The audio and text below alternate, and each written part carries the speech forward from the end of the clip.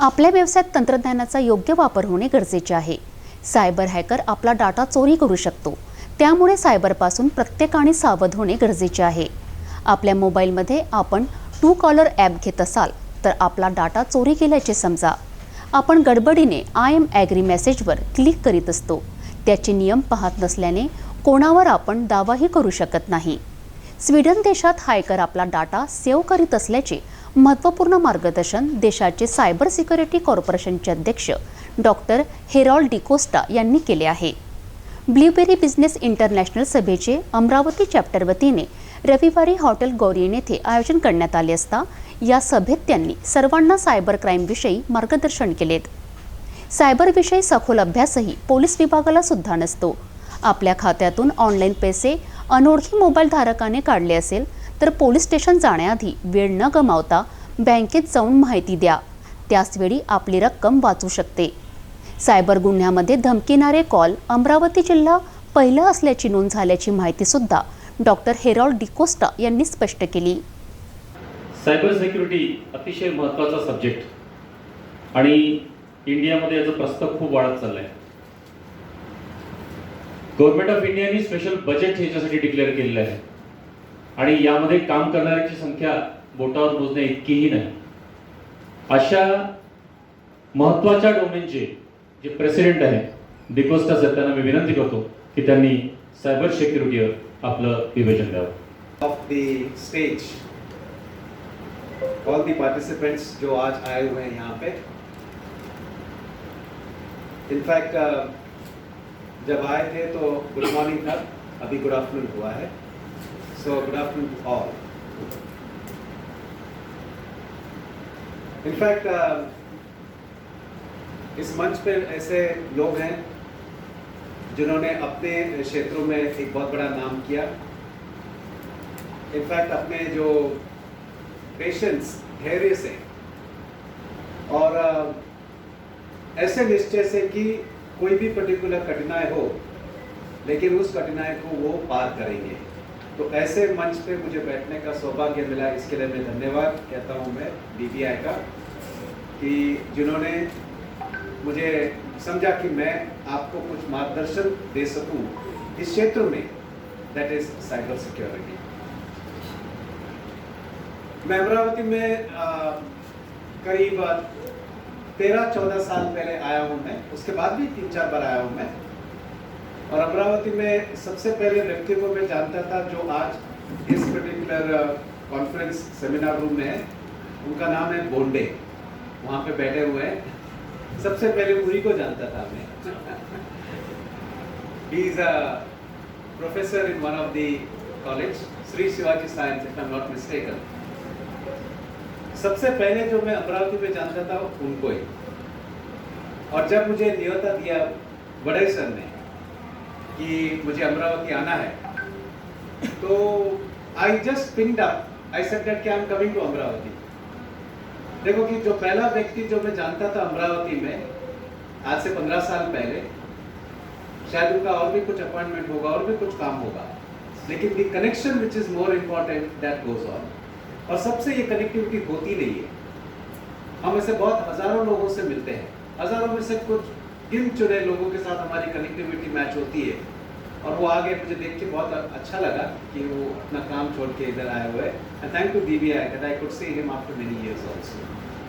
Anyways, आज का जो जिस पार्ट के लिए मुझे बुलाया गया है, that is on cyber security. कुछ स्लाइड आपको दिखाना चाहता हूँ मैं, और मेरा जो पर्सपेक्टिव होगा आपको बताने के लिए will be from the industry point of view. आप जब कोई भी व्यवसाय चलाते हो तो आपको कायदा कानून जानना बहुत ही इंपॉर्टेंट है. अगर आपको कायदा कानून पता नहीं है तो I think the time will come कि आपको बिजनेस अपना बंद करना पड़ सकता है. Please take it from a joking perspective, क्योंकि मैं जब भी कोई जजेस को पढ़ाता हूँ, पुलिस को पढ़ाता हूँ, या कोई political, try to create a little humour. और वो ह्यूमर इसके लिए है क्योंकि इस ह्यूमर के साथ हम इस पर्टिकुलर सेशन में बैठ सकते हैं. देखिए, सबसे पहले अगर कोई ज़्यादा पढ़ा लिखा है, वो ज़्यादा पढ़ा लिखा है इंजीनियर, और इंजीनियर एक कंपनी स्थापित करता है बहुत मेहनत से, लेकिन उन इंजीनियर को जब कोई दिक्कत आती है तो वो पहुंचते हैं चार्टर्ड अकाउंटेंट के पास। तो chartered accountant comes from a field that is commerce. जितनी पर्टिकुलर पढ़ाई एक व्यक्ति साइंस या टेक्नोलॉजी फील्ड में करते हैं उतनी शायद कॉमर्स में नहीं करते होंगे, शायद, कि मैं भी एक साइंस का छात्र हूँ, साइंस का स्टूडेंट हूँ। तो अगर उनको कोई दिक्कत आई तो he will call up the CA and say that कि मुझे कोई नोटिस आया हुआ है, ऐसा कुछ इशू है, तो सीए के पास हो जाते हैं। सीए को अगर कुछ इशू आया है तो वो लॉयर के पास जाते हैं कि कुछ इशू है, कायदे के अनुसार आप बताओ कि क्या करना है करके। लॉयर को अगर कुछ इशू हुआ तो वो पॉलिटिशियन के पास जाते हैं, हम इस पर्टिकुलर पार्ट में क्या करें, आप हमें मदद करो। और last but not the least, अगर कोई पॉलिटिशियन, उनको अगर कोई प्रॉब्लम होती है तो वो जाते हैं बाबा के पास, spiritual. Of course you know, please take it in a humorous point of view. इसमें स्पिरिचुअल बाबा को बनने के लिए कोई क्वालिफिकेशन लगता नहीं है, but he or she happens to be the most important person in the system. And the engineer does lot of particular toil, lot of particular मेहनत करके, डिग्री कमा के जब वो कंपनी चलाते हैं, लेकिन अगर आप पायदान में देखते हैं तो he happens to be the least but the most important person in the system. मैं इसका कहना ये नहीं चाहता हूँ कि those who are engineer, मैं भी एक इंजीनियर हूँ, मैं I'm not trying to underestimate, but I'm telling that कि how important is the connectivity, how important is for you to know the system, how important for you to know the compliance point of view. ये कुछ मुद्दे मैं आपसे share करने चाहता हूँ अगले 15-20 मिनट में. I would require your little help. हम सब मोबाइल का इस्तेमाल करते हैं, सभी, राइट? हमारे देश में आज करीब 100 करोड़ लोग आज मोबाइल फोन का इस्तेमाल करते हैं। इनफैक्ट जब हम 100 करोड़ की आबादी कहते हैं कि जो मोबाइल फोन का इस्तेमाल करते हैं, हमारा देश सबसे पहला है as far as mobile phone इस्तेमाल करने का देश। हमारे देश में आज करीब 75 करोड़ लोग आज इंटरनेट का इस्तेमाल करते हैं। इंडस्ट्री में आज विदाउट टेक्नोलॉजी काम नहीं होता है। और इस कोविड के फर्स्ट वेव और सेकेंड वेव में मेरे पास अनगिनत साइबर के केसेस आए। पुलिस तो हमारे इसमें पड़ी हुई थी कि हम घर से बाहर नहीं निकले, तो बंदोबस्त में थे। और जब साइबर क्राइम के बारे में बात करते हैं हम, भले वो इंडस्ट्री हो, भले वो कोई बैंक हो, या भले वो कोई सामान्य व्यक्ति हो, वो सामान्य व्यक्ति was dependent on that mobile phone, on that digital technology. और ऐसी स्थिति में जब साइबर क्राइम हुए हमारे देश में 2020 में करीब 12 लाख साइबर सिक्योरिटी के इंसिडेंट्स हुए, ब्रीचेस। और इस करीब 12 लाख साइबर सिक्योरिटी इंसिडेंट्स में करीब 65,000 केसेस में एफआईआर दर्ज हुए। तो अभी आप वो मात्रा देख सकते हो कि इंसिडेंट्स कितने होते हैं और इंसिडेंट्स कितने रजिस्टर होते हैं। ये इंसिडेंट्स कितने हुए, ये भी कोई एक्चुअल फिगर नहीं है, ये कुछ 5% या 7% फिगर होगा। Actual situation was far more different. लेकिन 2017 से 2022 तक अगर मैं आपको कुछ राज्य का स्टैटिस्टिक्स बताऊंगा, मैं जो स्टैटिस्टिक्स मेरे स्टैटिस्टिक्स नहीं है, ये एनसीआरबी के स्टैटिस्टिक्स है। हमारे देश में गुजरात में 2017 से 2022 तक करीब 4,700 साइबर क्राइम केसेस रजिस्टर्ड हुए। इसमें करीब 2,400 केसेस में चार्जशीट फाइल हुई। अब बात करते हैं हम कन्विक्शन, कितने केसेस में अपराधियों को सजा हुई। गुजरात में 5 साल में एक भी अपराधी को सजा नहीं हुई। Not a single case got to be convicted. This is not my statistics. This is the statistics of NCRB, the National Crime Record Bureau. हम जाते हैं हमारे देश की और एक पर्टिकुलर राज्य में, कर्नाटक। कर्नाटक में करीब करीब 5 साल में 40,000 केसेस रजिस्टर हुए साइबर क्राइम के। इसमें करीब करीब 17,500 केसेस में चार्जशीट फाइल हुई। अब आप जानते रहेंगे कि कितने केसेस में अपराधियों को कन्विक्ट हुए। सिर्फ 21 केसेस में। और लेट मी टेल यू, जब हम कोई भी टेक्नोलॉजी के बारे में बात करते हैं तो हमें बहुत सावधान रहना पड़ेगा। मेरा सौभाग्य था कि 2 दिन पहले कर्नाटक के जो चीफ जस्टिस थे वराले साहब के साथ में था मैं, और मैंने उनके साथ ये स्टैटिस्टिक्स शेयर की उनके साथ मैंने। तो उनका एक ही कहना था कि हमारे देश में साइबर सिक्योरिटी की अवेयरनेस बहुत ही कम है, और साथ साथ हमारे पास जो पुलिस सिस्टम हो या हमारी जो लीगल सिस्टम हो, इसमें भी जानकारी बहुत ही कम है। लेकिन इसका भुगतान हमें देना पड़ेगा, बिकॉज आप इंडस्ट्री चलाते हो। आज जब आप इंडस्ट्री चलाते हो तो आपको इंडस्ट्री चलाने के वक्त आपको मोबाइल फोन, आपको लैपटॉप, डेस्कटॉप, पीडीए आपको यूज करना रहता है। लेकिन जब आप इसको इस्तेमाल करते हो तो आप सिर्फ एक पॉजिटिव साइड देखते हो। हमें पॉजिटिव साइड ही देखनी है हमें। लेकिन अगर आप थोड़ी नेगेटिव साइड अगर आप देखोगे तो you have to be very cautious. हमारे देश में cyber law is there. Cyber law का मतलब है कि अगर कोई टेक्नोलॉजी का दुरुपयोग होता है तो उस दुरुपयोग से होने वाले क्राइम को हम कहते हैं साइबर क्राइम। और हमारे देश में साइबर लॉ सन 2000 से है। आज करीब करीब 22.5 साल हो गए हमारे देश में कि जब से cyber law is there in place. बहुत सारे इंडस्ट्रीज के केसेस मैंने हैंडल किए मैंने, और बहुत सारे केसेस जब हैंडल किए, मुझे कहने में कोई I don't hesitate in saying कि बहुत ही कम केसेस में वी फाउंड कि किस पर्टिकुलर व्यक्ति ने उस पर्टिकुलर कंप्यूटर से डेटा चोरी किया हुआ है। इसके बहुत सारे कारण हैं, लेकिन इंडस्ट्री पीड़ित रहा।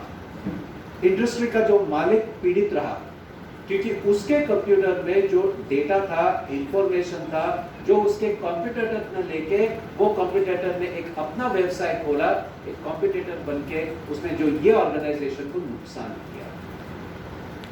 इनफैक्ट जब मैं बात करता हूं, मैं कुछ स्टैटिस्टिक्स के बारे में, आपके ऊपर जो स्क्रीन पे भी लिखा हुआ है, India lakhs power in cyber defence.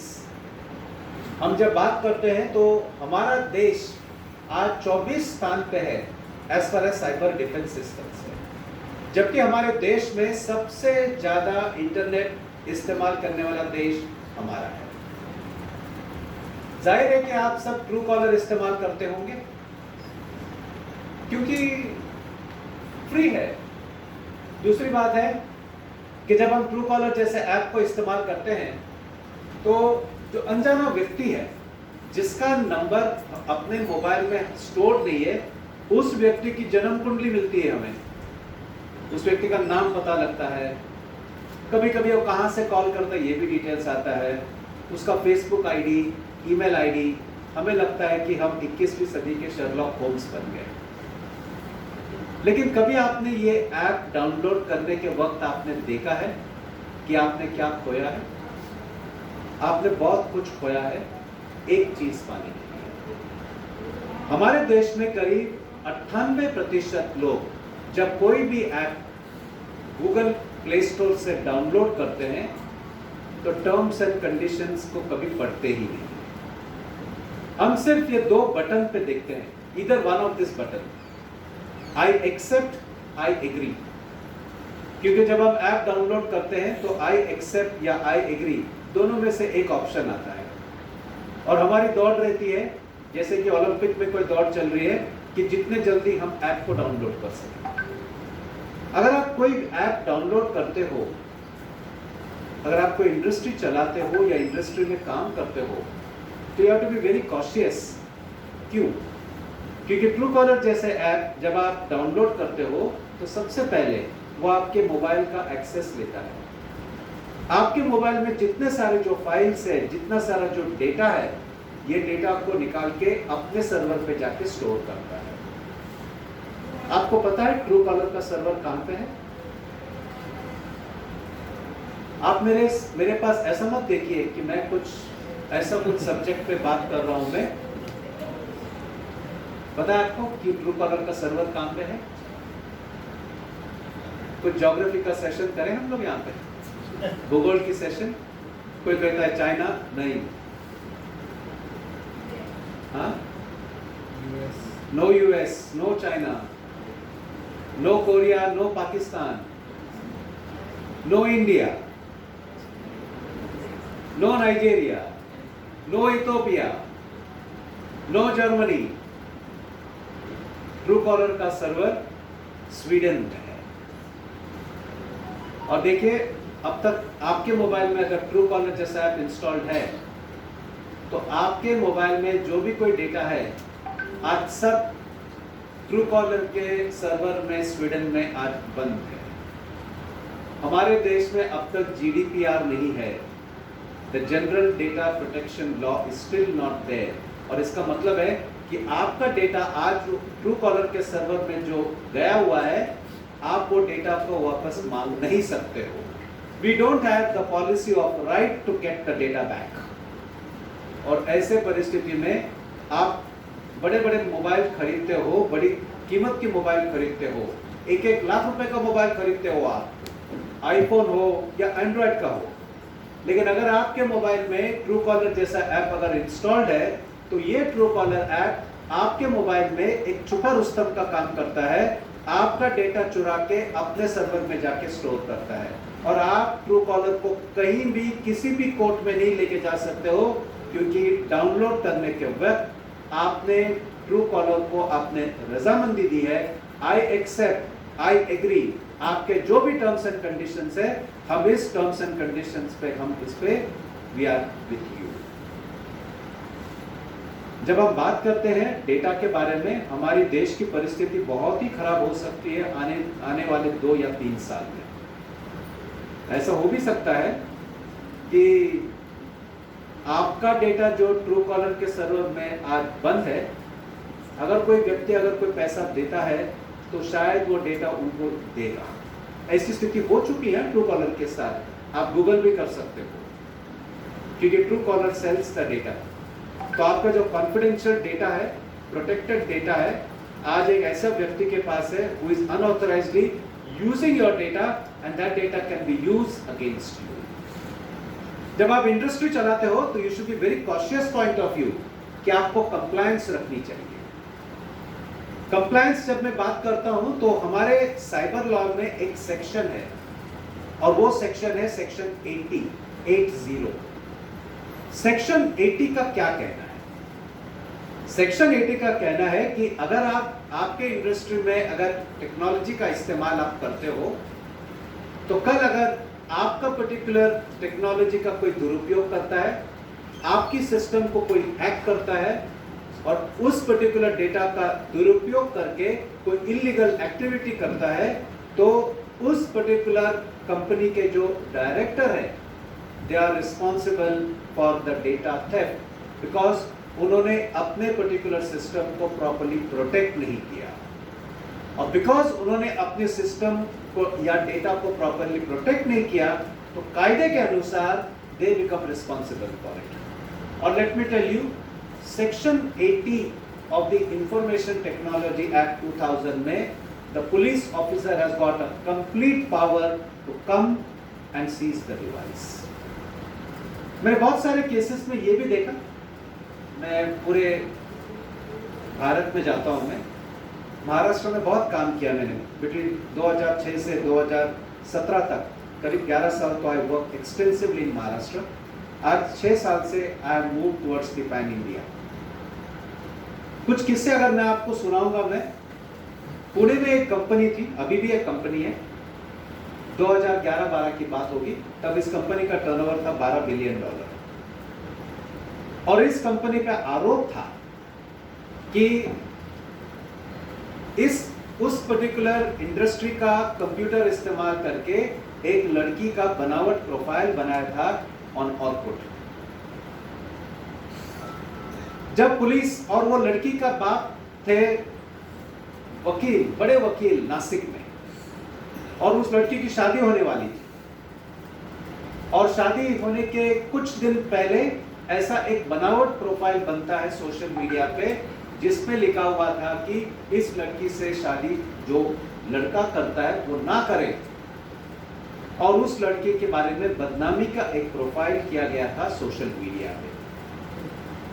तो जब ये लड़की को पता चला, उसने अपने पिताजी को बताया, तो पिताजी तुरंत पहुंच गए नासिक के पुलिस कमिश्नर के ऑफिस में गुना दाखिल करने के लिए। गुना दाखिल हो गया, इन्वेस्टिगेशन स्टार्ट हुई। इन्वेस्टिगेशन में मालूम पड़ा कि ये जो प्रोफाइल, ये पुणे के एक बहुत बड़ी मल्टीनेशनल कंपनी जो रंजनगांव में है, उस कंपनी के कंप्यूटर के माध्यम से ऐसा एक बनावट प्रोफाइल बनाया गया। पुलिस पहुंचती है उस जगह पे, और घटनास्थल के पास पहुंचने के बाद पुलिस वो जितने सारे कंप्यूटर्स थे वहां पे करीब 300 इन नंबर सब कंप्यूटर को सीज करती है और बोलती है कि फ्रॉम नाउ ऑनवर्ड्स, जब तक हमारी पूरी इन्वेस्टिगेशन नहीं होती है तब तक आपका पूरे कंप्यूटर को हम सीज करेंगे और you will not be able to do anything. Company पे आरोप क्या था कि उनका एक कंप्यूटर इस्तेमाल किया गया था इस लड़की का बनावट प्रोफाइल बनाने के लिए।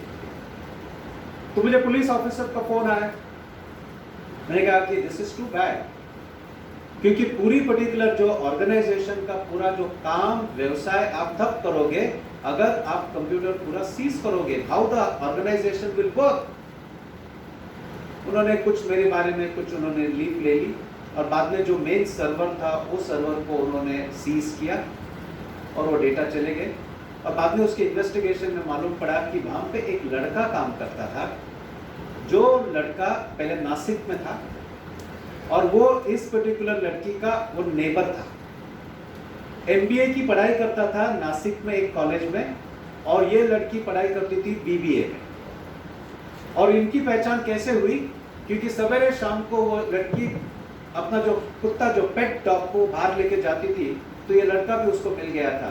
तो दोनों कुत्ते को घुमाते घुमाते, कुत्ते के साथ तो दोस्ती हुई बट इनकी भी अच्छी दोस्ती हुई, और ये दोस्ती इस लेवल पे पहुंच गई कि दे बिकेम लिटिल पर्सनल।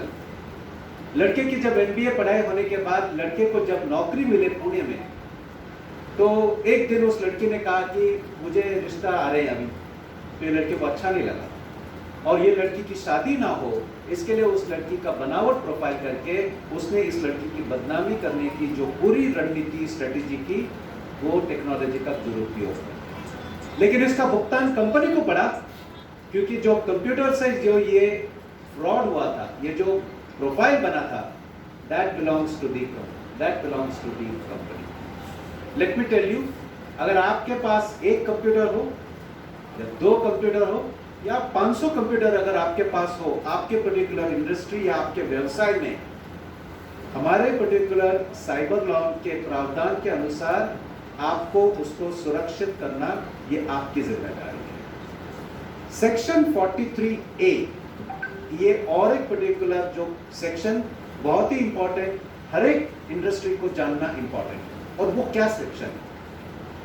अगर आपका कंप्यूटर जो आपके व्यवसाय में आप इस्तेमाल करते हो, अगर आपका कंप्यूटर का दुरुपयोग हुआ और वो कंप्यूटर अगर उस संस्था या ऑर्गेनाइजेशन को बिलोंग करता है, तो ऐसे परिस्थिति में जो व्यक्ति पीड़ित हुआ by the misuse of that computer, तो वो पर्टिकुलर व्यक्ति जो director of that particular organisation shall be directly held responsible and has to compensate up to 5 crore rupees to the victim so called affected। और यही हुआ उस रंजनगांव के जो कंपनी में। पुलिस ने उनको कायदा दिखाया, प्रोविजन दिखाया, बोला कि 5 करोड़ रुपए का अब तक कॉम्पेंसेशन है, ये सिविल लायबिलिटी है।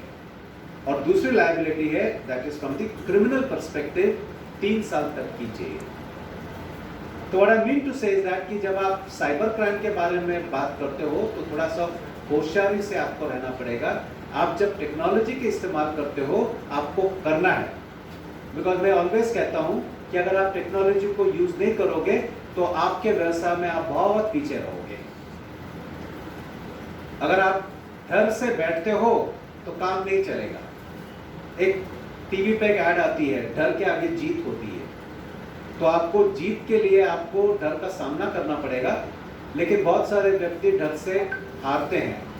ये डर से हारना नहीं चाहिए, इसके लिए आपको कंप्लायंस करनी चाहिए, प्रॉपर प्रोसीजर आनी चाहिए, प्रॉपर पॉलिसी डालनी चाहिए। और last but not the least, एक प्रोविजन आपको मैं बोलना चाहता हूं मैं, जो जब भी आप कोई भी कंप्यूटर इस्तेमाल करते हो आपके ऑर्गेनाइजेशन में, आपके इंडस्ट्री में, और वो पर्टिकुलर प्रोविजन है सेक्शन 66। सेक्शन 66 का मतलब है हैकिंग,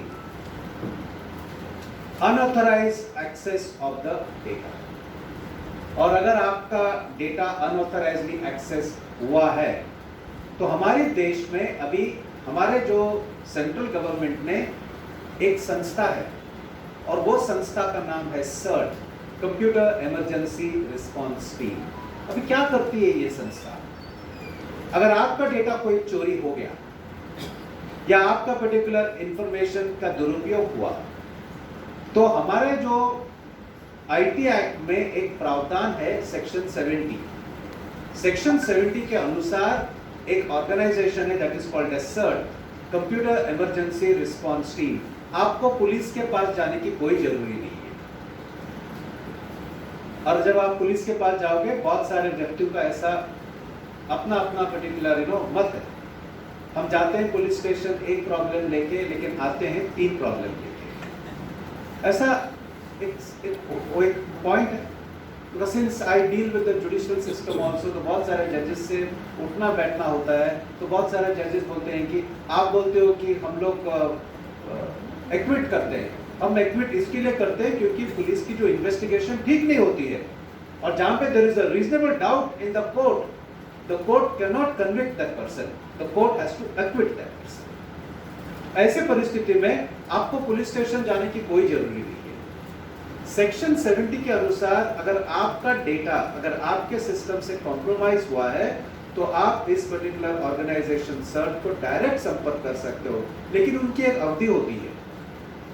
फ्रॉम द टाइम, जिस टाइम पे आपको मालूम पड़ा कि आपका डेटा, आपका कंप्यूटर का डेटा मिसयूज हुआ है, 6 घंटे के अंदर आपको वो कंप्लेंट रिपोर्ट करनी है। लेकिन इसका मतलब क्या है कि अगर कोई 3 महीने पहले मेरे पास अगर मेरा पर्टिकुलर डेटा कुछ हैक हुआ है मेरे कंपनी में, और मुझे मालूम पड़ता है आज, तो जब मुझे मालूम पड़ा तब से 6 घंटे, फ्रॉम दैट टाइम 6 आवर्स, और डायरेक्टली आप रिपोर्ट करोगे to CERT. Let me tell you, आपको पुलिस स्टेशन में कोई पर्टिकुलर कंप्लेंट देने की जरूरत नहीं है। जब आप सर्ट को कंप्लेंट करोगे तो सर्ट इमीडिएटली उस पुलिस स्टेशन को बताएगा कि आपके जुरिस्डिक्शन में, एक इंडस्ट्री में, एक कंपनी में डेटा चोरी हुआ है, तो आप इसकी कार्रवाई करो, आप इसकी इन्वेस्टिगेशन करो। आपको चक्कर नहीं काटने पड़ेंगे to have the FIR to be registered. Let me tell you, ये कुछ ऐसे पीस ऑफ इंफॉर्मेशन आपको जानना बहुत ही इंपॉर्टेंट है। नहीं तो ऐसी बात होगी कि कोविड फर्स्ट वेव में मेरा एक दोस्त, जिसकी खास बड़ी कुछ कंपनी है, करीब 250-300 करोड़ का उनका टर्नओवर है, और कोविड के पहले वेव में अभी भी मुझे याद है वो डेट, मार्च 27, 2020, उनके यहाँ पे एक फ्रॉड हुआ करीब 60 लाख रुपए का। फ्रॉड कुछ ऐसे हुआ था कि उनका एक वेंडर था जो सिंगापुर में था, और उनके साथ उनका व्यवहार चलता था ऑनलाइन ट्रांजैक्शन। वो उनसे कुछ केमिकल लेते थे, और केमिकल लेने के बाद पेमेंट ऑनलाइन करते थे। तो ये कोविड हमारे देश में लग गया मार्च 24-25, 2020 से 2 दिन के बाद, मार्च 26, 2020 को उनको ईमेल आता है उनके वेंडर के ईमेल आईडी से, और वो ईमेल ऐसा आता है कि आपको हमने जो मटेरियल दिया हुआ है वो आपको मिला हुआ है। आप इस बार जब पेमेंट करोगे तो आप पेमेंट हमें इस ईमेल आईडी पे करो, बल्कि पुरानी ईमेल आईडी पे मत करना। नंबर 1। नंबर 2, जो आप पैसा पे करोगे तो हम पुराने अकाउंट में पे मत करना, क्योंकि हमारी कंपनी का कुछ ऑडिट चल रहा हुआ है, इसके लिए हमने एक नया बैंक अकाउंट ओपन किया हुआ है। तो इस बार का पेमेंट आप इस पर्टिकुलर अकाउंट में आप जमा करो। ईमेल आया था उसी वेंडर के ईमेल आईडी से, उसी सप्लायर के ईमेल आईडी से। जबकि इनको मालूम नहीं था कि वो ईमेल आईडी तो वही था, सप्लायर का ही था, लेकिन मेल उस सप्लायर ने नहीं भेजा था। और तुरंत मेरे जो मित्र उस managing director of that company, जब वो मेल उनको आ गया तो उन्होंने तुरंत अपने जो अकाउंटेंट को बुला के बोल दिया कि पेमेंट करो, और उन्होंने पेमेंट कर दिया। इनकी खुशनसीबी थी कि 27 मार्च को जो सिंगापुर का सप्लायर था, उन्होंने इनको कुछ दूसरे मामले में फोन किया। तो फोन करते टाइम इन्होंने बोला उनसे कि आपको पेमेंट मिला क्या? बोला कि कौन सा पेमेंट? बोला कि मैंने कल ट्रांसफर किया, I told my accountant to do the transfer. बोला हमें कुछ पैसा नहीं मिला। तो दैट टाइम ही कॉल्ड इमीडिएटली द अकाउंटेंट, और अकाउंटेंट ने कहा कि हमने तो पेमेंट किया हुआ है, ये तो यूटीआर रिसीप्ट नंबर है, हमारी तरफ से हो चुका है। लेकिन वो जो अकाउंट जिसमें पैसे डाले थे वो अकाउंट फर्जी था, it was not belonging to that particular vendor, जबकि ईमेल आईडी सप्लायर का ही था, बट वो ईमेल सप्लायर ने भेजा नहीं था। ऐसे परिस्थिति में immediately called me up, bank of Baroda की बैंक जहां से पैसे वो ट्रांसफर हुए थे, and let me tell you 24 घंटे के अंदर हमने पूरे पैसे को रिकवर किया। मेरा कहने का तत्व क्या है कि अगर आपके पास ऐसा कोई प्रॉब्लम होता है कि आपके पर्टिकुलर सिस्टम से अगर आप किसी को पेमेंट करते हो, ऑनलाइन ट्रांसफर करते हो, और अगर आपको मालूम पड़ता है कि ये पैसे एक ऐसे व्यक्ति के अकाउंट में गया हुआ है जो एक फेक अकाउंट है, तो पहले आप पुलिस स्टेशन मत भागिए। सबसे पहले आप आपके बैंक को बताइए कि ये मेरा जो अकाउंट है उसको आप फ्रीज करें। दूसरी बात है, आप फिर भी पुलिस स्टेशन मत जाइए। आप सोचते रहिए कि मैं क्यों आपको बोलता हूं कि पुलिस स्टेशन ना जाए, क्योंकि जब आप पुलिस स्टेशन जाते हो तो मैं जानता हूं कि मेजॉरिटी ऑफ द टाइम वहां पे जो पुलिस आपका जो कंप्लेंट लेते हैं वो कांस्टेबल या हेड कांस्टेबल या हवलदार होते हैं, अच्छे हैं, लेकिन उनको साइबर का ज्ञान नहीं है। और ऐसे परिस्थिति में वो आपको आगे पीछे भगाएंगे, और आगे पीछे में आपके 3-4 दिन चले जाएंगे, और 3-4 दिन में आपको पैसा कुछ मिलेगा ही नहीं, या आप निश्चित करके तय करो। ऐसे परिस्थिति में आपको क्या करना है? पहले तो आपको बैंक को बोल के आपका अकाउंट फ्रीज करना है। दूसरी बात है, एक टोल फ्री नंबर है 1930, इस नंबर पे आपको फोन लगाना है। जो लिखी पढ़ाई अच्छा कर सकते हैं उनके लिए एक पोर्टल है, और वो पोर्टल का नाम है cybercrime.gov.in। उस पोर्टल पे जाके लिखित कंप्लेंट कर सकते हैं। लेकिन जिनको लिखी पढ़ाई आती नहीं है ठीक से, लीगली कैसा ड्राफ्ट करना पता नहीं है, उनके लिए गवर्नमेंट ने एक टोल फ्री नंबर स्टार्ट किया है 1930। लेट मी टेल यू, कोई भी कंप्लेंट रिकॉर्ड करने के लिए लिखित कंप्लेंट की आवश्यकता नहीं है। Verbal complaint also can be taken. और ऐसे परिस्थिति में जब आप 1930 को आप कंप्लेंट करते हो, तुरंत सेंट्रल गवर्नमेंट की मिनिस्ट्री इस पे काम करेगी, और जिस अकाउंट में वो पैसे गई है उस पर्टिकुलर बैंक को वो आदेश देगी कि वो अकाउंट को फ्रीज करे। लेकिन ये सब कुछ काम आपके 24 घंटे के अंदर होना चाहिए। हम बोलते हैं कि अगर किसी व्यक्ति को अगर हार्ट की कोई बीमारी होती है तो 1 our is a golden hour. Similarly कोई भी पर्टिकुलर बैंकिंग फ्रॉड में 24 घंटे आर द मोस्ट इंपॉर्टेंट। अगर इस 24 घंटे में अगर आप इमीडिएटली अगर आप ये काम करते हो, तो मैं आपको दावे से कहता हूं, मैं एटलीस्ट 70 से 80% पैसे तो आपको 100% आपको मिलेंगे, and you will not be misused or derived of that money to be lost and lost। मैं आपको ये क्यों बोलना चाहता हूं मैं, क्योंकि हमारे देश की जो परिस्थिति, conviction rates are very poor. Number 1, investigation उस जगह पर होती नहीं है जो होनी चाहिए। हमारे देश में स्वच्छ भारत अभियान है, बहुत अच्छा है, लेकिन हमारे देश में आज की काल में स्वच्छ इंटरनेट अभियान भी होना है, क्योंकि आज हमारे देश में करीब 75 करोड़ लोग आज इंटरनेट का इस्तेमाल करते हैं, और बहुत सारे लोग आज गूगल पे, फोन पे, पेटीएम इसका इस्तेमाल करते हैं। सब्जी वाले के पास भी आज पेटीएम है, और सब्जी वाले के पास कैश देते हो तो बोलता है पेटीएम करो ना, क्योंकि छुट्टे नहीं रहते उसके पास। ऐसे परिस्थिति में आपका पैसा सुरक्षित होने के लिए you have to be very cautious and very compliant. मेरे पास टाइम बहुत कम है, बट 5-1 मिनट में थोड़ा स्लाइड आपको दिखाना चाहता हूं मैं, और मेरे पास भी उतना वक्त नहीं है, नहीं तो I would have done some live demonstration, क्योंकि मुझे मालूम है कि आप व्हाट्सएप से ज़्यादा प्रेम करते हो। हमारे देश में करीब 53 करोड़ लोग आज व्हाट्सएप का इस्तेमाल करते हैं।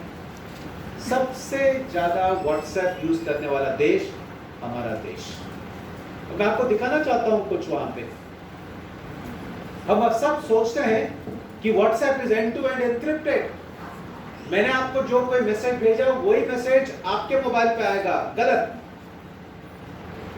2019 नवंबर के महीने में मैं सीबीआई के कुछ वरिष्ठ अधिकारियों को ट्रेन कर रहा था। तो इसमें से एक वरिष्ठ अधिकारी ने मुझे कहा कि आज व्हाट्सएप के माध्यम से हम बहुत बड़े बड़े इन्वेस्टिगेशंस करते हैं। सिंपल हो गए हमारे इन्वेस्टिगेशंस। मैं बोला कैसे? बोले कि अगर किसी आरोपी का मोबाइल मिल गया तो आरोपी के व्हाट्सएप चैट हम देखते हैं और उसने किस किस पर्टिकुलर व्यक्ति को चैट भेजा है, तो अगर वो चैट इलीगल है तो उसको भी बुलाते हैं, उसको पकड़ लेते हैं। बोले कि आपको कैसे पता है कि वो चैट सही है, ऑथेंटिक है? तो क्यों ऑथेंटिक नहीं है?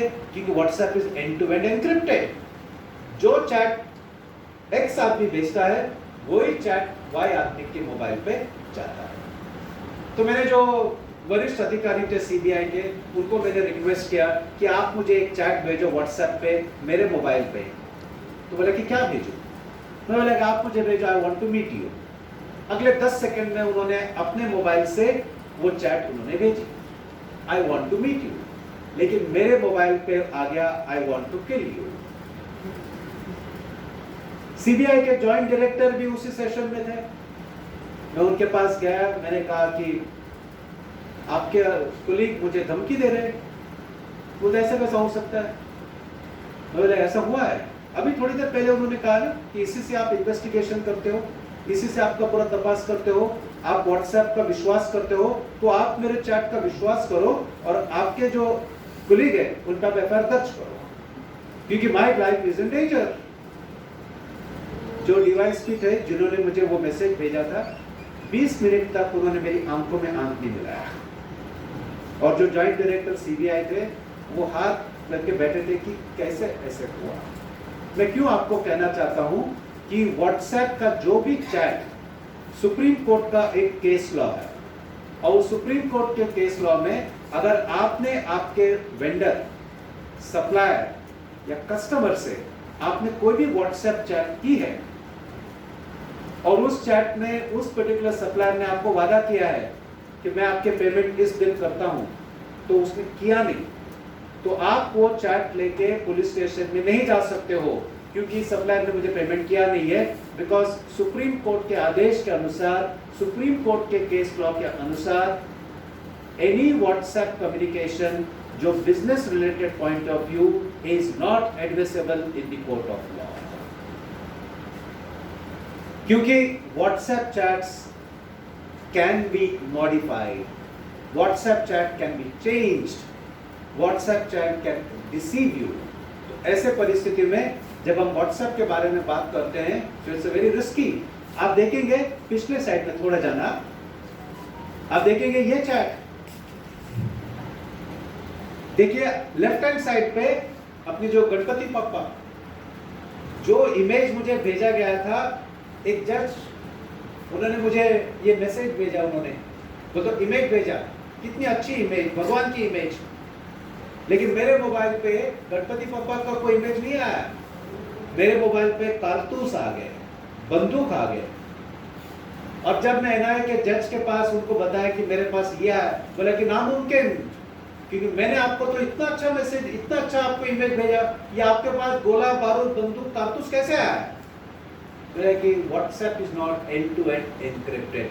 कृपा करके आपके बिजनेस कम्युनिकेशन में व्हाट्सएप का उपयोग आप कम से कम करें।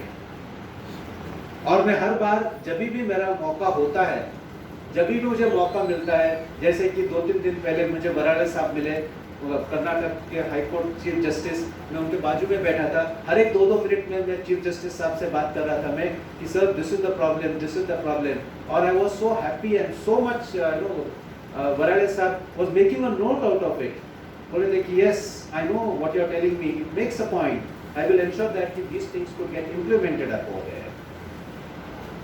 हर जगह पे ऐसा हो नहीं सकता है। और गवई साहब भी थे अपने, लेकिन गवई साहब उस सेशन में नहीं थे, बट गवई साहब से मेरी पहचान है। 5-6 साल पहले गवई साहब को भी कुछ ऐसे कुछ डेमोन्स्ट्रेशन दिखाया था तो उनको 5 साल के बाद भी याद आया, स्टेज से उन्होंने कहा कि 5 साल पहले आप मुझे यूनिवर्सिटी में मिले थे, नागपुर यूनिवर्सिटी में। आई वॉज शॉक्ड कि 5 साल के बाद भी उनको ही was reminding in his mind कि such and such particular thing and you showed me such and such demonstration. मेरा कहने का बात है, व्हाट्सएप का अगर आप बिजनेस ग्रुप बनाते हो तो please take a paid group and don't do with a free group, number 1। Number 2, थोड़ी व्हाट्सएप से बाहर आने की कोशिश भी करो। व्हाट्सएप नहीं रहेगा तो जिंदगी पूरी हमारी बर्बाद नहीं होगी। पता है मुझे, सवेरे 4 बजे से रात को 2 बजे तक व्हाट्सएप इज यूजिंग। ऐसा कहा जाता था एक समय कि मुंबई नेवर स्लीप्स, क्योंकि 4 बजे लोकल ट्रेन स्टार्ट होती है, रात को 2 बजे तक लोकल ट्रेन चलती है, सिर्फ 2 घंटे लोकल ट्रेन होती है। मैं कहता हूँ कि हमारे देश में now that local train is replaced by this WhatsApp. शायद रात के 2 घंटे सोती है, शायद, वो भी सोच समझ के मैं बोल रहा हूँ मैं, क्योंकि बहुत सारे जो स्टूडेंट्स होते हैं उनका ज़्यादा से ज़्यादा काम रात को ही होता है। पता नहीं कि what they do on that particular device, लेकिन we have to be extremely cautious about it. जब आप कोई भी बिजनेस कम्युनिकेशन के बारे में इंफॉर्मेशन शेयर करते हो तो याद रखो, आपके पीओ या आपका कोई भी पर्टिकुलर चालान अगर आप कोई व्हाट्सएप पे भेजते हो, evidential value in the court of law is 0, कोई बंदित नहीं है, there is no particular proof, और अगर आपके पास है भी, it doesn't have any significance point of view. एक चीज आपको बताना चाहता हूं मैं, एक असली और एक नकली व्हाट्सएप मैसेज में फर्क कैसे, एक 5 can I take some time? हां, the reason is that because मैं इतने दूर से आया हूं मैं, so I think that I should tell you some particular tips, some tricks to you, so you yourself get to be empowered. आपके पास देखो व्हाट्सएप चैट, किनके पास व्हाट्सएप नहीं है?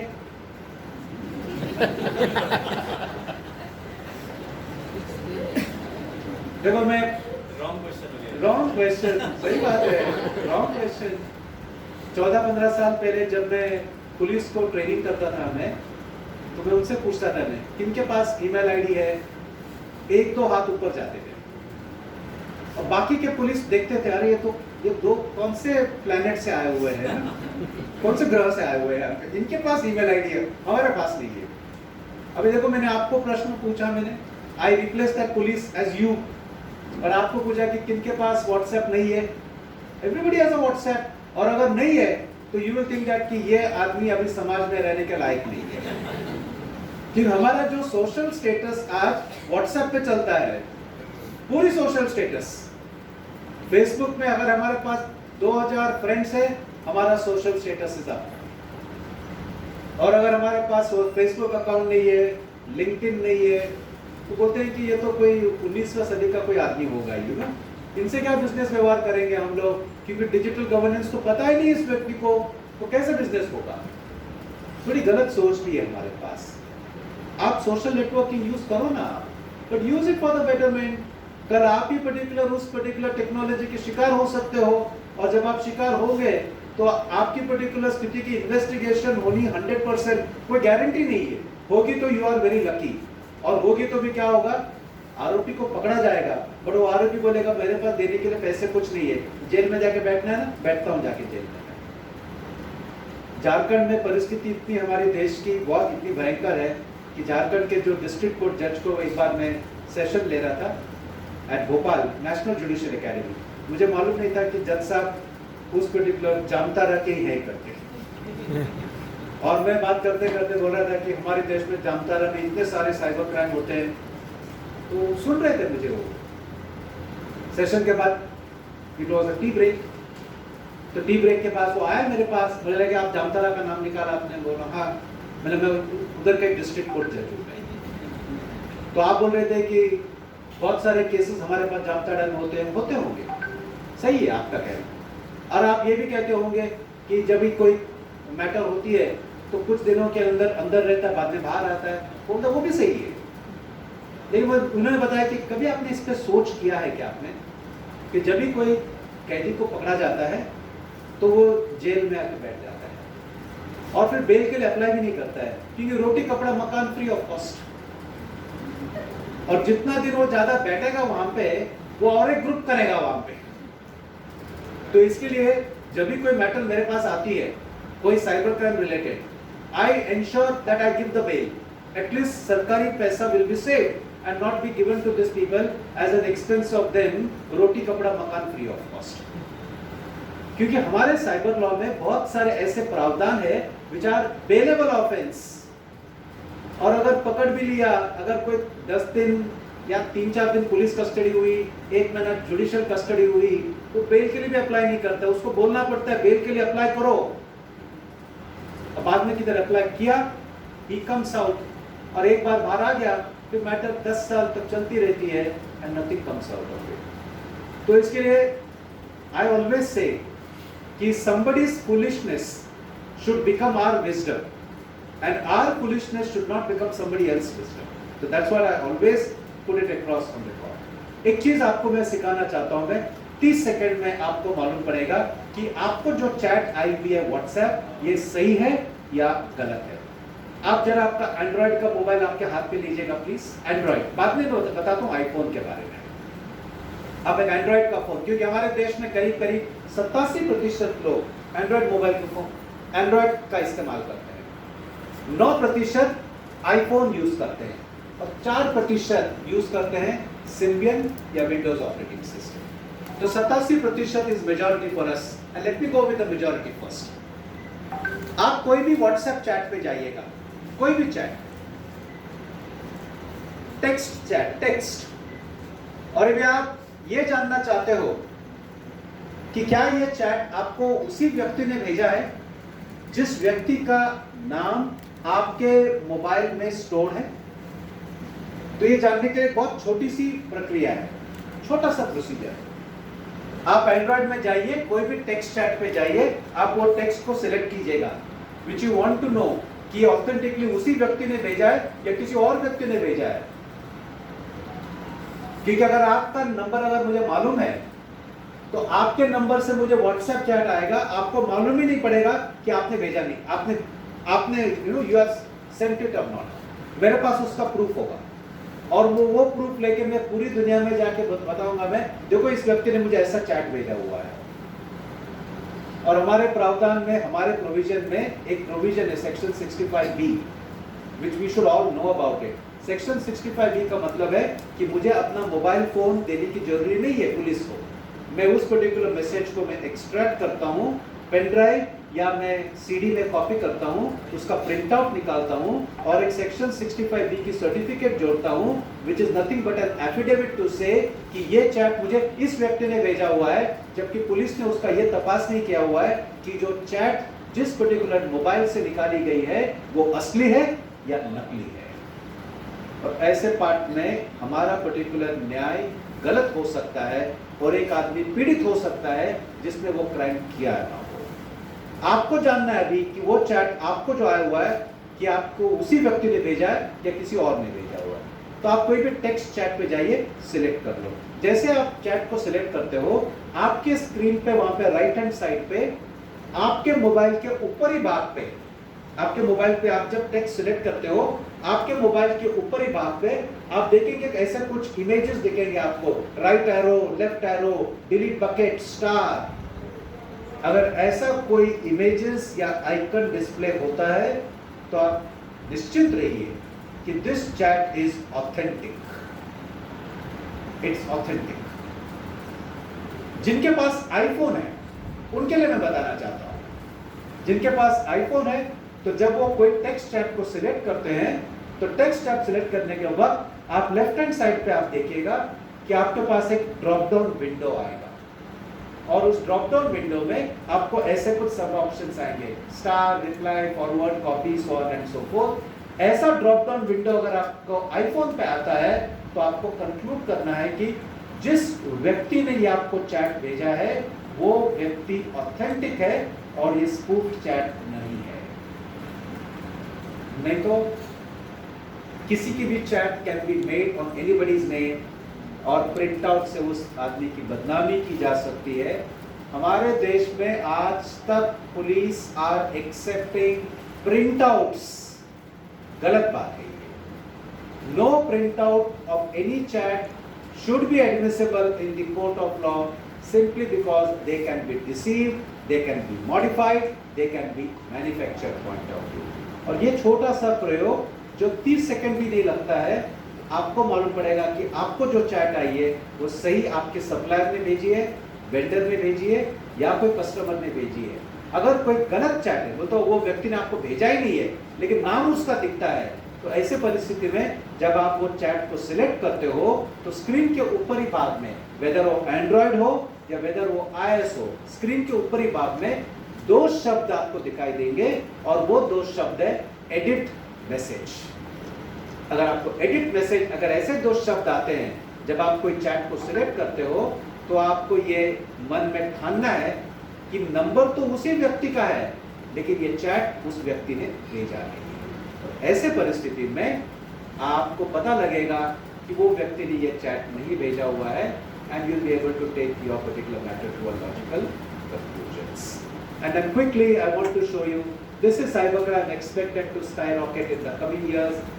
ये मात्रा बढ़ती जा रही है और बढ़ने जाने वाली है। 2027 तक the situation will completely change. आपने सुना रहेगा चैट जीपीटी के बारे में, आपने सुना रहेगा AI के बारे में।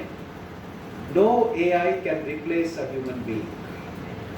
आप AI का इस्तेमाल करो, but it cannot replace a human being. AI can be used for a data management to an extent, but not exclusively for a decision-making system. Where the current trends in India, ये आपको मैंने कहा है, I have told you, वही वहाँ पे लिखा हुआ है. So quickly we'll go to the next slides. Next slide.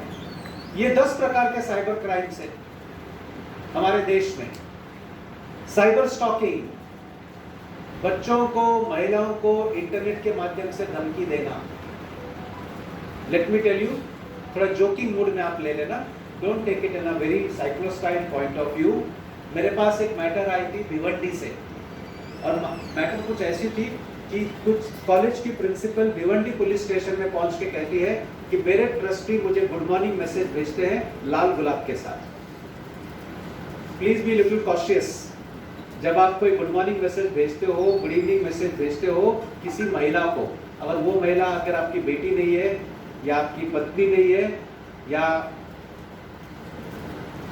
आपके लवर नहीं है, so there are some guys also, young guys also, you have to be little cautious, क्योंकि ये महिला का कहना था कि ये ट्रस्टी मुझे गुड मॉर्निंग मैसेज भेजते हैं रेड रोज देके, और ये red rose is creating a mental harassment for me. ये उनको 3 महीने के बाद मालूम पड़ता है। क्यों 3 महीने के बाद मालूम पड़ता है? क्योंकि ये ट्रस्टी, उन्होंने 3 महीने के बाद उन्होंने इनका व्हाट्सएप पे ये प्रिंसिपल की बदनामी की कि ये प्रिंसिपल कॉलेज के बाहर ही रहती है, कभी कॉलेज में रहती नहीं है, कॉलेज तो चलता ही नहीं है। तो किसी एक कॉलेज के छात्र ने जाके प्रिंसिपल मैडम को कहा, मैडम वो ट्रस्टी साहब ने आपका डिफेमेशन किया ऑन फेसबुक। तो तभी वो जाती है पुलिस स्टेशन में ये बता के कि मेरी डिफेमेशन तो की है वहाँ पे छोड़ो, लेकिन 3 महीने से ये व्यक्ति मुझे गुड मॉर्निंग मैसेज भेजता है लाल गुलाब भेज के, this is an harassment for me, this is a stalking for me, और 354 आईपीसी में आप गुनाह दाखिल करो। थोड़ा सावधान रहिएगा आप। सावधान इंडिया सीरियल देखते रहेंगे ना आप। तो कुछ दिन पहले मैं अनूप सोनी से मिला था पंजाब में, और अनूप सोनी से बात भी की मैंने, बोला कि सावधान इंडिया में ये भी बताना आपकी गुलाब मत भेजना टू एन अननोन लेडी, लाल कलर का, और अगर भेजना ही है, गुड मॉर्निंग करना ही है, तो पूरा गुलदस्ता भेजो, red yellow white mixture of all. And let me tell you, it was a very difficult task, क्योंकि जो भिवंडी में जो थानेदार थे उनको पढ़ाया था मैंने कुछ साल पहले। बोला कि सर आपका नाम लेके आइए, क्या करूं मैं? बोला आप तो पुलिस इंस्पेक्टर है, आपको निर्णय लेना, मैं क्या बोलूं आपको? मैं बोलते नहीं, बोलते हैं कि लाल गुलाब है गुड मॉर्निंग के साथ, इसके लिए गुनाह दाखिल करो। Stalking, harassment, see womens are laughing over here and the men have become little cautious. अभी आप घूमते रहेंगे, आप किसको लाल? अभी आप डिलीट कर भी नहीं सकते हो, क्योंकि डिलीट करने के लिए कुछ टाइम की अवधि है। अगर आपने कोई 2 महीने पहले भेजा है तो डिजिटल एविडेंस है वहां पे, वो digital evidence is admissible in the court of law. और अंडर 354 लाल गुलाब भेजने का भुगतान होगा 3 साल तक का जेल। Please don't take it seriously, but the provision says about it. How much it is implemented or not, that's a different question mark to be seen it across. तो आज से गुड मॉर्निंग करना है किसी महिला को, please do it with a full bouquet, not with a single rose. So please and that too not with a red rose. Be very cautious about it. Cyber contraband, buying selling of illegal items, cyber trespassing, किसी को online ही track करना, mobile में एक spyware छुपाना और उस व्यक्ति का डिजिटल ट्रैक करना कि वो व्यक्ति कहाँ जा रहा है, किससे बात करता है. कोविड के टाइम पे बहुत सारे मैटर्स आए थे मेरे पास इस तरह के भी. Husband having a doubt on wife, wife having a doubt on husband, boyfriend on girlfriend, girlfriend on boyfriend, कि मेरा हस्बैंड रात को 2 बजे अचानक उठते हैं, उठने के बाद मोबाइल देखते हैं, किससे चैट करते उन्हें मालूम पड़ेगा क्या. और बहुत सारे महिला ऐसे मेरे पास एविडेंस भी लेके आए, देखो my husband was chatting with this particular person. तो मैं बोला कि आपको कैसे मालूम पड़ा? बोला कि उस ऐप में हमने एक ऐप छुपा के रखा हुआ है. So let me tell you to all the men, you have to be little cautious. And all to the women, please ऐसा don't do all such type of things, you know. एक वरिष्ठ पत्रकार हैं जो इंग्लिश चैनल पे आते हैं, उनके साथ ऐसे हादसा हुआ था. गोवा में आए थे, कॉन्फ्रेंस में मेरे साथ थे, लेकिन अपनी बीवी को बताया कि वो अहमदाबाद जा रहे हैं फॉर अ कॉन्फ्रेंस. तो मैंने बोला कि क्यों ऐसा बताया? बोले अगर मैं बताता था तो my wife would have asked me 101 questions. Goa क्यों, कौन, किधर, किसके साथ, और मेरा वहाँ पे वहीं पे कॉन्फ्रेंस होता था 3 दिन का. तो आए गोवा कॉन्फ्रेंस में, हमारी अच्छी मित्रता हुई. शाम को हम एक बीच पे टहल रहे थे बाजू में, इतने में इनकी मोबाइल की घंटी बजती है, और जैसी मोबाइल की घंटी बजती है ये करीब 50 से 70 मीटर दौड़ते हैं, फ़ोन लेते हैं. फ़ोन लेने के बाद एक 7-8 मिनट के बाद मेरे पास आके बोलते हैं सॉरी फ़ोन था. मैं ठीक है, इट्स ओके. तो आपको आश्चर्य लगता होगा कि मैं भाग के क्यों चले गया. तब तक तो आश्चर्य नहीं लगा मुझे, लेकिन बोलने के बाद मुझे आश्चर्य लगा. बोले कि मेरी बीवी का फ़ोन था. तो बोले भागे क्यों आप? बोले कि नहीं, बीवी को बताया था कि मैं अहमदाबाद जा रहा हूँ फॉर अ कॉन्फ्रेंस, लेकिन आया हूँ गोवा, तो इसके लिए मैं भाग रहा था. और मैं जब हम बाजू में टहल रहे हैं तो टहलने के वक्त जो दरिया है ना, बिकॉज सी बीच, तो दरिया की जो लहरों की आवाज़ मेरे बीवी को 500 किलोमीटर तक ट्रिगर करेगी, और उनको मालूम पड़ेगा कि मैं कहीं पे I am on the beach. इसके लिए मैं भाग के गया था. 3 दिन का कॉन्फ्रेंस हो गया, वो मुंबई चले गए, मैं पुणे आ गया. और 3 दिन के बाद वेरी नेक्स्ट डे मॉर्निंग करीब 7:30 बजे उन्होंने मुझे फ़ोन लगाया, बोला ब्रेकिंग न्यूज़. मैं बोला कि आपका चैनल तो कभी भी ब्रेकिंग न्यूज़ ही होता है, क्या हो गया है? बोला कि my wife came to know कि मैं गोवा में था. बोला कैसे मालूम पड़ा? बोला कि 3.5 महीने पहले my wife gifted me a mobile phone and she told me that if you love me you will only use this mobile phone. And I started using that mobile phone. और मुझे मालूम नहीं था वहां पे उसमें छुपा रुस्तम एक ऐप छुपा हुआ है करके. तो मैंने उनसे कहा कि तो ये 3.5 महीने में आपने पहली बार आपने अपनी you told your wife lies, झूठ बोला आपने? नहीं, ये तीसरी बार था. मेरा दूसरी बार आपको she did not ask you? मेरा दूसरी बार पूछा नहीं, शायद मेरा वो प्रोबेशन पीरियड था, तो 3 महीने का. तो 2 बार इंसिडेंट हुआ, माफ कर दिया. लेकिन अभी का इंसिडेंट में मालूम पड़ा कि अगर अभी माफ करूंगी तो हैबिचुअल हो जाएगा. तो अभी मुझे पकड़ लिया. कल रात को मैं 10:30 बजे मैं घर पहुंचा. 10:30 बजे से सवेरे 6 बजे तक पूरी 3.5 महीने की लॉकशीट निकाली. इस दिन इस समय पे you are there at this time? Yes I was there. आप इससे चैट कर रहे थे? हाँ. इससे फोन आप बात कर रहे थे? हाँ. इनका फोन आपको आया था? हाँ. बोल रहे थे कि रात को 10:30 बजे से सवेरे 6 बजे तक ये हाँ हाँ हाँ बोल के है ना, यही शब्द मुझे मालूम है, बाकी का शब्द मैं भूल गया हूँ कि मैं क्या बोलूँ करके. मैं आपको नाम नहीं बताना चाहता हूँ मैं, लेकिन एक ही छोटा सा एक रेफरेंस देना चाहता हूँ मैं. इनके चैनल पे जब कोई भी व्यक्ति आता है डिबेट पे, ये खुद ही बात करते हैं, वो दूसरों को बात करने का मौका ही नहीं देते हैं. अभी आप सोच समझिए कि कौन होगा करके. I will not get into that part to tell you who is all about. लेकिन मेरा कहने का तत्व ये है कि all the men please don't laugh. आपको मोबाइल चेक करना पड़ेगा कि आपके मोबाइल में ऐसा ऐप कुछ है क्या करके. तो ये चेक करने के लिए आपको क्या करना पड़ेगा? आपके मोबाइल में आपको एक अच्छा एंटीवायरस डालना पड़ेगा, और वो एंटीवायरस आपके मोबाइल में चेक करके बताएगा कि आपके मोबाइल में ऐसा कोई ऐप इंस्टॉल्ड है या नहीं है. And all the womens over there बहुत ही दे आर वेरी स्माइली कि कौन सा ऐप है करके. ऐप का नाम नहीं बताऊंगा. Because it's a serious privacy breach for us all, you know. अभी आप गूगल पे सर्च कर लो कि कौन सा ऐप है, बहुत सारे अनगिनत ऐप है जो ऐप से ऐसे पर्टिकुलर चीजें को मालूम किया जाता है। लेकिन please don't put for your employees. हम जब इंडस्ट्री का फोरम बात करते हैं तो don't put for your employees. अगर आप एम्प्लॉय को मालूम पड़े कि मेरा एम्प्लॉय कहाँ पे जा रहा है, सप्लायर के पास ही जा रहा है क्या, कस्टमर के पास ही जा रहा है, you put in your employees mobile phone, this is wrong. और under section 66, under section 72A of information technology act 2000, this will be termed as a hacking.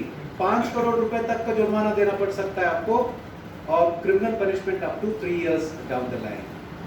घटना उस व्यक्ति जो हुए रिपोर्टर की, आप जानते होंगे कि यू मे बी वंडरिंग कि what mobile phone he is using now. आज के टाइम पे वो स्मार्टफोन यूज करना बंद कर दिया होगा। He is using a feature phone 3100। और मैं आपको ये भी दावे से कहता हूँ, अगले 3 साल में यहाँ से करीब करीब 60% of us will start using feature phone. उसके 5 साल के बाद I am telling you, almost all of us will be using feature phone and we won't be using smartphone. उसके 5 साल के बाद हम लोग फीचर फोन भी यूज नहीं करेंगे, we will use the landline. और उससे 5 साल के बाद, मे बी 18 साल के बाद, हम लैंडलाइन भी नहीं यूज करेंगे, एक दूसरों को कम्युनिकेशन करने के लिए हम कबूतर का इस्तेमाल करेंगे। The reverse trend has started and we have to be little cautious about it. बाकी के जो है cyber laundering and all though cyber vandalism so on and so forth, please जरा आप quickly, I want to sum it up now. These are the top cyber security threats जो कोई भी industry में हो सकता है। Malware, phishing, spear phishing, man in the middle attack, ये ऐसे कुछ पर्टिकुलर क्राइम्स जो आपके कंप्यूटर के पास साथ हो सकता है। तो आपको क्या करना है? कंप्लायंस करना है, आपको एम्प्लॉयज को ट्रेन करना है। Next slide. आपको एम्प्लॉयज को ट्रेन करना है। देखिए ये कुछ है ना, नेक्स्ट स्लाइड, नेक्स्ट स्लाइड। ये आपको बताया सब कुछ मैंने। Next slide. हाँ, yes, no, go to previous slide. ये आपको करना पड़ेगा। आपको सबसे पहले आपके जितने सारे जो एम्प्लॉयज हैं उनको आपको ट्रेन करना पड़ेगा। Very important. अगर आपके पास कोई इंडस्ट्री है, आप उसकी डायरेक्टर हो, तो सबसे पहले आपको एम्प्लॉयज को ट्रेन करना पड़ेगा। दूसरी बात है, आपको रिस्ट्रिक्ट करना पड़ेगा एक्सेस। क्या डेटा आपका एम्प्लॉय दे सकता है, क्या डेटा उसको देखना नहीं है, रिस्ट्रिक्ट करना पड़ेगा। नंबर 3, आपको use tools, use strong passwords. आपके पास, सबके पास ईमेल आईडी है? कोई मुझे ईमेल आईडी बताएगा? यस, दीपक पोहेकर, दीपक पोहेकर। अच्छा, दीपक जी, आप कितने साल से ईमेल आईडी इस्तेमाल कर रहे हो? जीमेल ही क्यों? अच्छा, लेकिन आपने जीमेल का कहा ना, you are using Gmail for official communication, official communication. अच्छा, पर जीमेल के टर्म्स एंड कंडीशंस पढ़ा आपने? नहीं पढ़ा आपने। अच्छा, तो आप भेजिए ना प्लीज। मुझे एक बात बताइए, आपने ये अकाउंट बिजनेस के व्यवहार के लिए किया आपने जीमेल का अकाउंट? पर्सनल के लिए बिजनेस अकाउंट मला देंगे। कंपनी के नाम पे? हाँ, कंपनी के नाम। क्या है वो? This is very good. This is what we should be doing. कोई भी आपका जो बिजनेस कम्युनिकेशन है वो पर्सनल ईमेल आईडी से मत करो। Gmail, Rediff mail, Yahoo, these are all free mail services. Always do from a paid email account. आप आपका पासवर्ड नहीं बताएंगे मुझे? नहीं बताएंगे आप? जाहिर आप बताने की बताएंगे नहीं। सुप्रीम कोर्ट का लॉ भी है, अगर किसी अपराधी को पकड़ा जाता है और अगर उस ईमेल आईडी का पासवर्ड अगर पुलिस उससे पूछता है तो there is no hard and fast rule कि वो अपना पासवर्ड बताए। There is a Supreme Court का केस लॉ, उस केस लॉ में क्लियरली कहा हुआ है कि कोई अपराधी को आप फोर्स नहीं कर सकते हो कि वो अपना ईमेल आईडी का पासवर्ड बताए। अगर आपको उस पर्टिकुलर व्यक्ति का पासवर्ड चाहिए तो आप कोई टूल यूज करो, सॉफ्टवेयर यूज करो, और from there you come to know what is the password, but you cannot pressurize the person to know or to tell the person to know the password, क्योंकि this is a privacy breach. Supreme Court का ये law है। I am not saying it from my particular side. लेकिन एक छोटा सा अगर हम मॉक स्टडी भी करते हैं, आप जीमेल आपने 20 साल पहले आपने किया था। आपकी पढ़ाई कहाँ से हुई थी?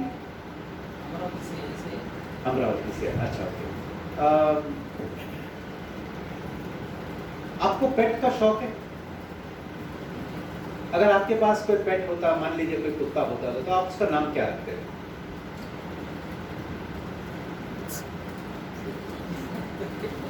Tommy baby? टॉमी। चलो टॉमी साहब, अच्छा ओके, चलो ठीक है। आपका अकाउंट 20 साल पुराना है, जीमेल पे है, टॉमी है। आप कौन से कॉलेज से पढ़े आप? इधर हम महाविद्यालय ये कहाँ? हाँ, DMP, ये कहाँ पे है ये? अमरावती में है। अमरावती में। अच्छा ओके ठीक है। मैं कुछ क्वेश्चंस पूछ रहा था मैं ये।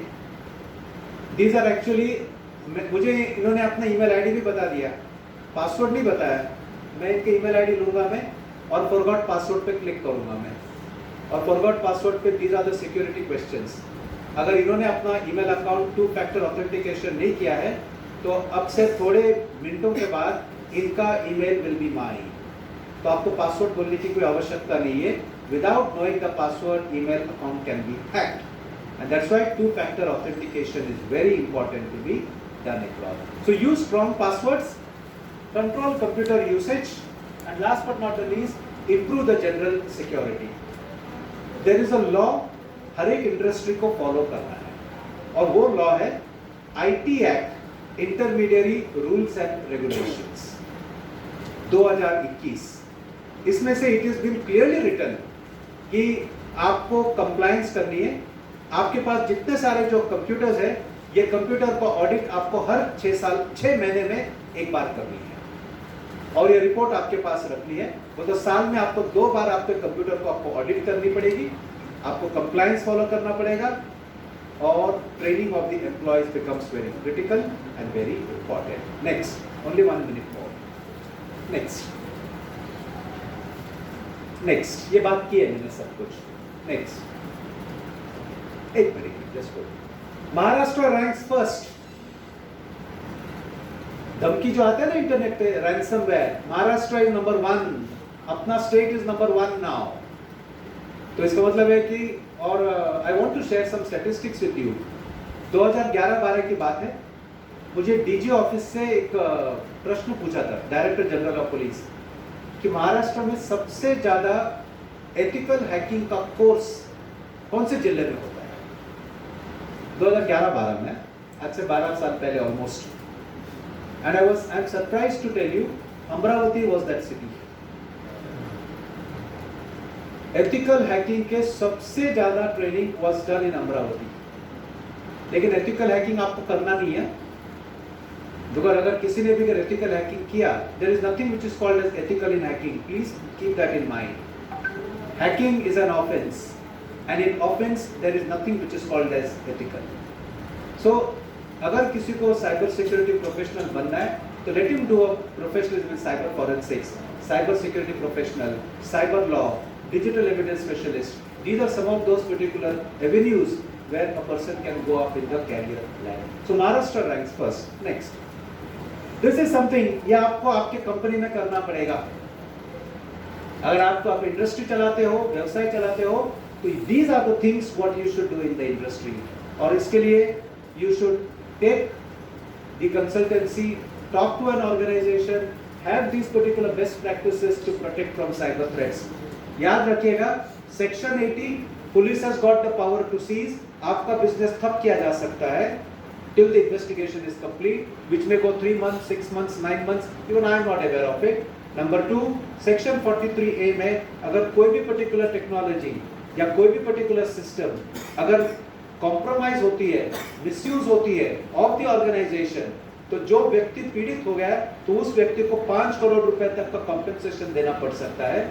तीसरी बात, under section 66 of the IT act 2000 up to 3 years of imprisonment. इस सब से हमें बचना है, और ये बचने के लिए हमें ये सब कुछ करना है। और जब तक आप ये नहीं करते हो तब तक आप आपकी कंप्यूटर इन योर ऑर्गेनाइजेशन को प्लीज आप यूज मत कीजिएगा, बिकॉज दिस में happen 1 out of 10 cases, but once it happens 1 out of 10 cases, it can create a problem for others also in the system point of view. Need of data protection. Next, Swachh Bharat, Swachh Internet. This is what we should be having at the end of the day across. And ये क्षेत्र में मैं काम करता, आप सोचते रहेंगे कि मैं क्या काम करता हूँ, मैं ये क्षेत्र में काम करता हूँ. These are the things what I work across into my particular domain point of view across. And that's it. Next slide. And that's it. मेरे पास, I'm sorry, मैं थोड़ा ज़्यादा वक्त लिया मैंने, but मैंने सोचा कि I will tell you some certain important facets जो आपको जानना बहुत ही important है. तो I took a little more time. I'm sorry, क्षमा मांगता हूँ मैं. But at the same time I feel कि मैंने आपको कुछ empower किया रहेगा in telling you कि इंडस्ट्री में आपको क्या डालना चाहिए, how the systems to be protected. Antivirus भूलना मत आप. Whenever you are using your computer, एक antivirus install करना कभी मत भूलिएगा. Antivirus बहुत ही सस्ता है, but it can avoid lot of sleepless nights as far as your systems are being concerned. So thank you very much. मैं BBR का भी मैं धन्यवाद देना चाहता हूँ मैं कि उन्होंने मुझे एक मौका दिया to express my opinion and to express my views. So next time मैं जब भी मौका आएगा मुझे अमरावती आने के लिए, तो स्वच्छ भारत के साथ स्वच्छ internet also should be there in Amravati. Thank you very much. Thank you very much, sir, for your valuable guidance, and we will ensure you whenever the professionals comes in the domain of cyber security, so you will be always helpful for us. Fortunately, cyber security मध्ये काम करणारे अकोलाचे काही professionals इथे आहेत. Please raise your hand. Akola से कौन cyber security में काम करने वाले? He is working from last 14 hours in cyber security. He is working for the Telangana government and Maharashtra government also. He is having wide up experience in cyber security. उनके एक institute है sir, जो cyber security का training ये provide कर रहे हैं.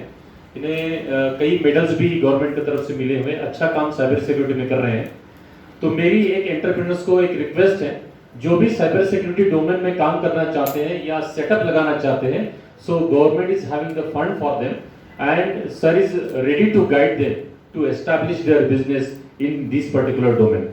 सो the platform और the forte is open because the cyber security is the forte of Dr.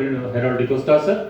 So इस forte का आप लाभ उठाइए और आपको इसमें करियर करना है या इसमें एस्टैब्लिशमेंट करके आपका डोमेन ग्रुप बढ़ाना है, तो आप इसमें एंटर कर सकते हैं. This is one good opportunity. आणि उशिरा का होईना पण आपल्याकडे एक बँकर, एक रिस्पेक्टेबल बँकर आपल्याकडे आलेले आहेत. राजेंद्र आंडे सरांना मी ससन्मान इथे निमंत्रित करतो आणि डॉक्टर खारकरांना विनंती करतो की त्यांना ससन्मान स्टेजवर घेऊन यावं आणि आपलं स्थान ग्रहण करावं. डॉक्टर राजेंद्रजी आंडे साहेब, कृपया आपण इथे यावं.